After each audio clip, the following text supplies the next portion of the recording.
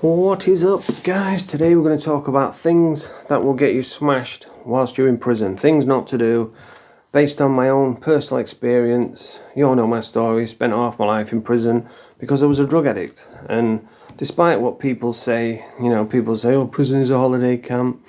Prison is Butlins. It's not. It's crap. It's boring. It's depressing. It's violent. The only people that think that it's a holiday camp are just losers. I mean, if you've got no friends, no family, no job, responsibilities, then I suppose prison would seem like Butlins. But yeah, it's not. It's crap and it's rubbish. But anyway, these are a few things that I learned along the way. What not to do. Things that can get you in trouble. Things that you should avoid if you can. Number one is no borrowing. Don't borrow off people. Unless I understand now and again you might need to. So long as you've got money, so long as you can pay it back, there's nothing wrong with borrowing now and again. But if you're continuously doing it, it can get annoying. And I know there's people in prison who they'll borrow and borrow and borrow with no intentions of paying it back. And then they'll just move wings. But the trouble is it follows them. They'll be known as a debt head. And it doesn't matter where they go, you're still going to see them. You're still going to know where they are. So it's going to catch up with you.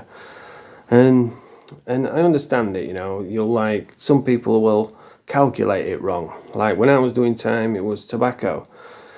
And people would buy I'll buy 3 packs of tobacco and that'll last me till Thursday. And then Wednesday they'll run out. So then they're running around like, oh, can I borrow? And then you have to pay double back. And, something could go wrong. You might not get your money on time. And then it doubles, then trebles, and so many people I've seen getting battered because they couldn't pay the debts. And plus it's annoying as hell. I remember last time I was in, it was every freaking day. And I don't mind helping people, I'll help anyone. But when it's day after day after day, I remember I used to wake up in the morning and they'd let you out for like an hour. And I would have a coffee and a smoke. And guaranteed every single morning, as soon as I sat down, it'd be oh, gives off that coffee, gives off that smoke. It's like, for fuck's sake, every day with this shit. And there was a time when my cellmate was selling on the wing, he was getting visits. So we had loads of stuff. So I was always getting people asking me. And I kind of went into autopilot. I'm like, oh, I can't, mate. And a kid from Donny came home and says, oh, can you borrow me tobacco? And I says, oh, I can't, mate. And later on he got beat up and I saw him with black eye, and it always bothered me that, because I could have helped him, but I didn't because there was just so many people asking. But anyway, yeah, don't borrow unless you can definitely pay it back. And don't borrow oh, I'm going to get my money Wednesday, so, you might not. Something could go wrong and then you could end up getting your head smashed in. So yeah, don't borrow unless you've actually got the money there and you can definitely pay it back. Number 2, don't steal. If you get known as a pad thief, then usually that's just on site. They'll just see you, he's a pad thief, let's get him dealt with, let's get him off the wing. It's pretty bad being a pad thief. I don't know why anyone would do it, but people do. I've seen it countless times and it never ends well. So, don't steal from a cell. What else? Basic hygiene. That's a big one. Now, there's not really any excuse. You're in prison, there's nothing to do. Go take a shower, clean your clothes, put them in the sink. If you can't get to the washing machine, if you don't know who the laundry guy is, do it in the sink. Get a bit of soap and just clean it out. There's really no excuse. So there's nothing worse than when people come into your cell and they stink, they're like that shit breath first thing in the morning, come in breathing it all over you. Or, like feet. That's another big one in prison. People got smelly feet. And I remember one guy, you could smell him even when he weren't in the cell, he'd come in the cell and then he'd leave and you'd go in the cell 10 minutes later and you could still smell him. Absolutely stunk. And he used to come on the landing outside where they get the meds and you could smell it all through the landing. I mean, you've got to have strong feet to stink out the whole landing. And nobody likes people what smell. It's horrible.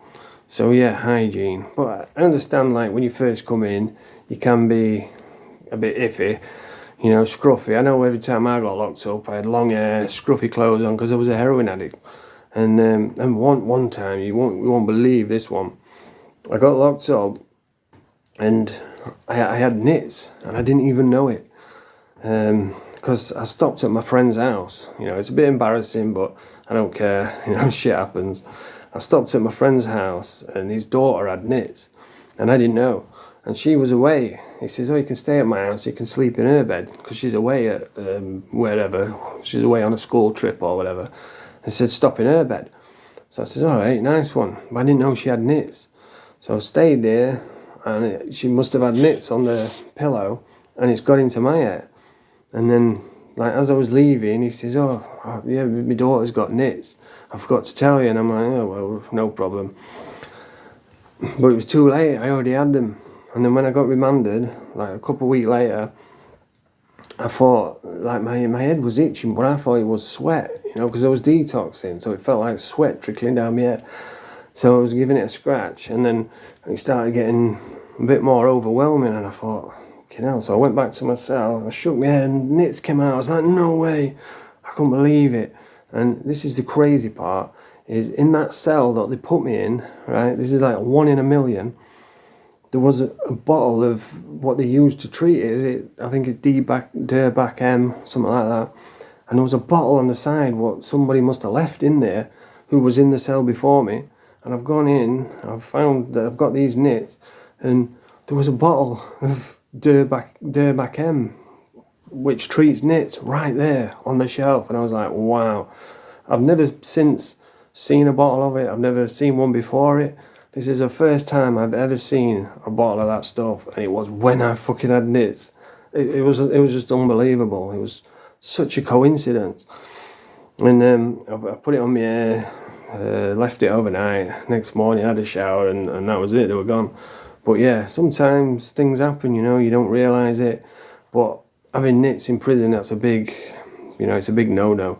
Like, if you go onto the wing, I remember one kid came on, and he had nits, and I was sat in the TV room, and the Sheffield lot were talking about it, saying, "Oh, we're going to get him one off." And I was watching telly, and the kid went round, and I just heard a big thump, and I looked up, and he'd been smashed and fell straight on his back, knocked out, just because he had nits.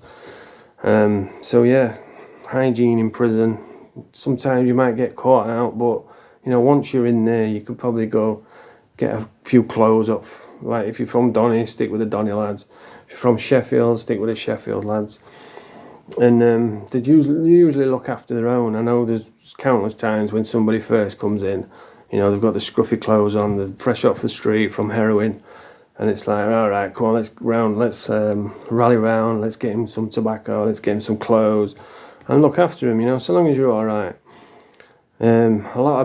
A lot of it in prison is how you carry yourself, how you present yourself.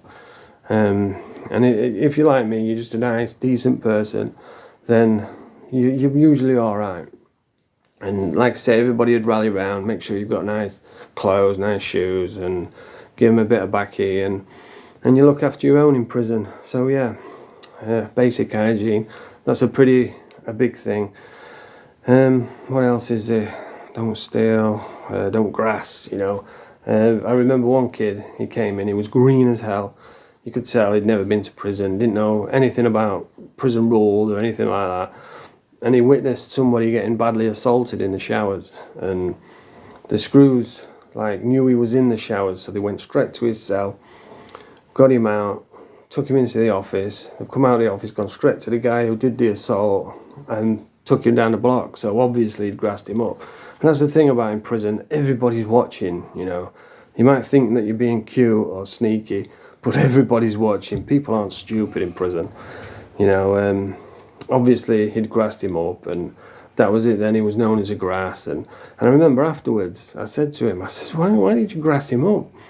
And he was really well spoken, and he says, oh, well, you see, the officer was very convincing.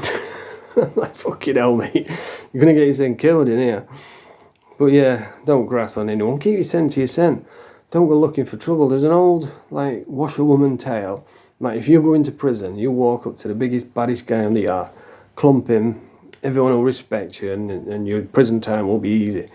But it's not like that. If you go into a new wing and you start just walking up smashing people, you're going to be known as like a trouble causer, you know, you're going to be a problem. And then everybody on the wing's going to want to fill you in. So you're going to probably go on the wing, punch the biggest guy, he's probably going to fill you in. Then his mates will fill you in. And then the rest of the wing are like, well, I'm staying away from him, he's a fucking trouble causer. So yeah, that doesn't work. So don't be doing that. But anyway, that's just a few little things, a few little tips. I know there's always some genius in the comment that says, well, don't go to prison. Obviously, that's my main advice, don't go. But we don't live in a perfect world. People make mistakes, and people end up in prison. But anyway, if you like the video, press the thumbs up, subscribe to the channel. Bonjour.